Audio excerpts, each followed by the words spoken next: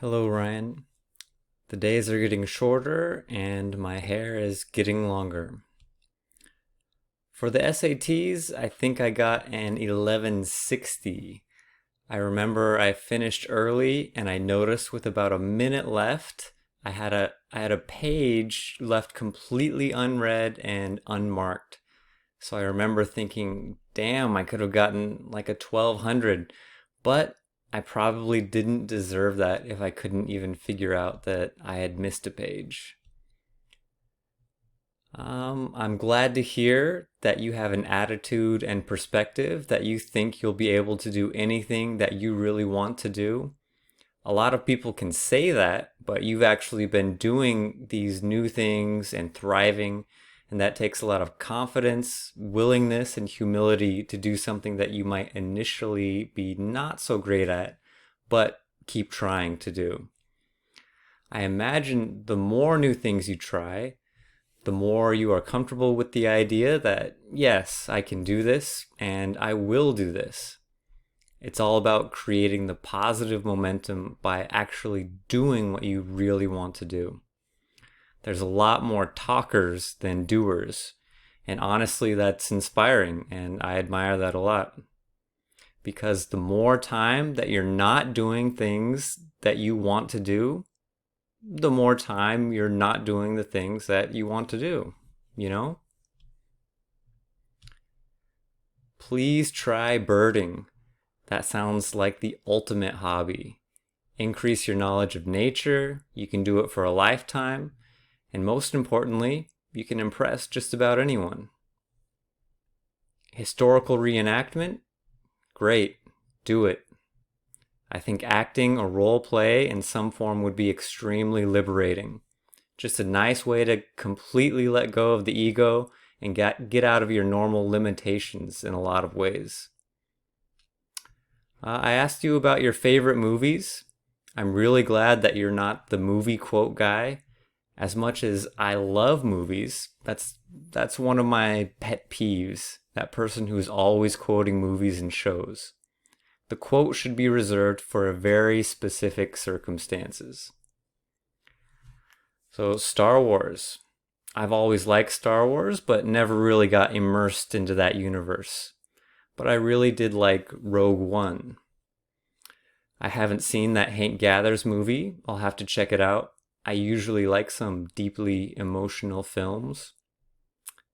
Dumb and Dumber. That's maybe the movie that I have seen the most times in my life after Aladdin. Classic. Moana. Solid choice. I also really enjoy Zootopia and Big Hero 6 for some recent Disney movies. Reservoir Dogs. Cool movie, but Pulp Fiction is really the ultimate Tarantino film, in my opinion. Fantastic soundtrack. For some newer movie suggestions, check out Becoming, Wonder, Black Klansman, and Isle of Dogs.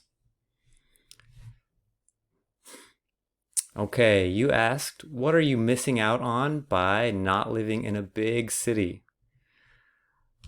Well, first, as an introvert, I naturally am not attracted to the bright lights, loud noises, and many people in big cities.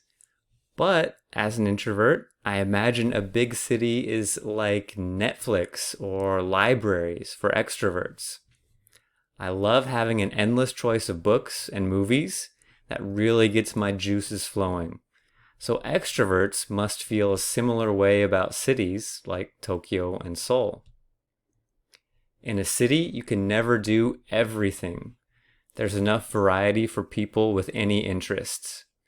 You can find sports, culture, shopping, food, etc. Basically, the most passionate people gravitate to big cities.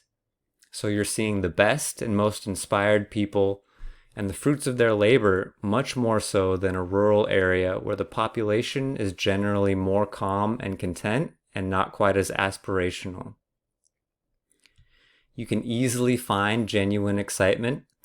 There's karaoke and other entertainment around every corner, delicious restaurants at all hours. If one place is closed or busy, it's so easy to walk a few minutes and find something else.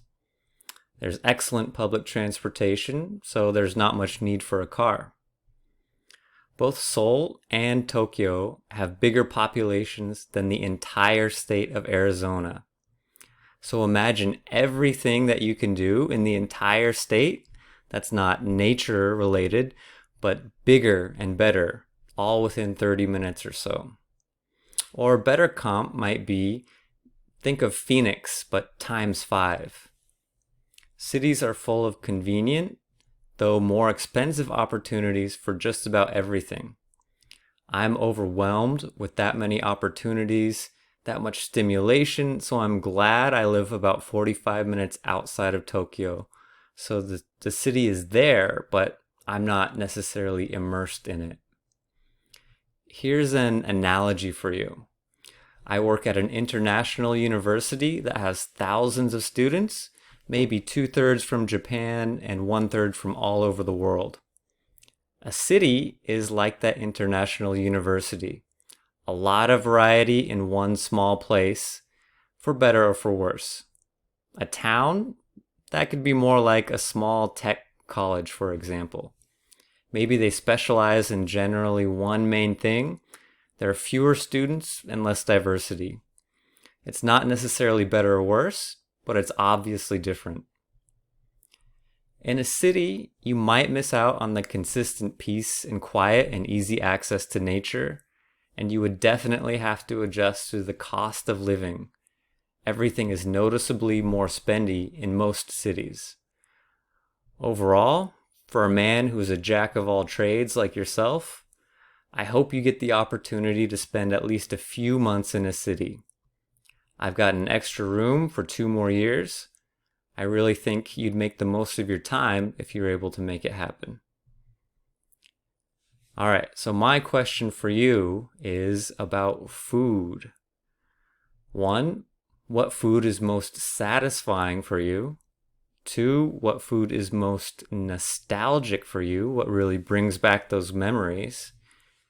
3, what new foods have you been pleasantly surprised with for the last 5 or 10 years-ish? And 4, how do you define your current relationship with food? You literally are what you eat, so I think it's important that we have a transparent and intimate relationship with our food. All right, see you next week.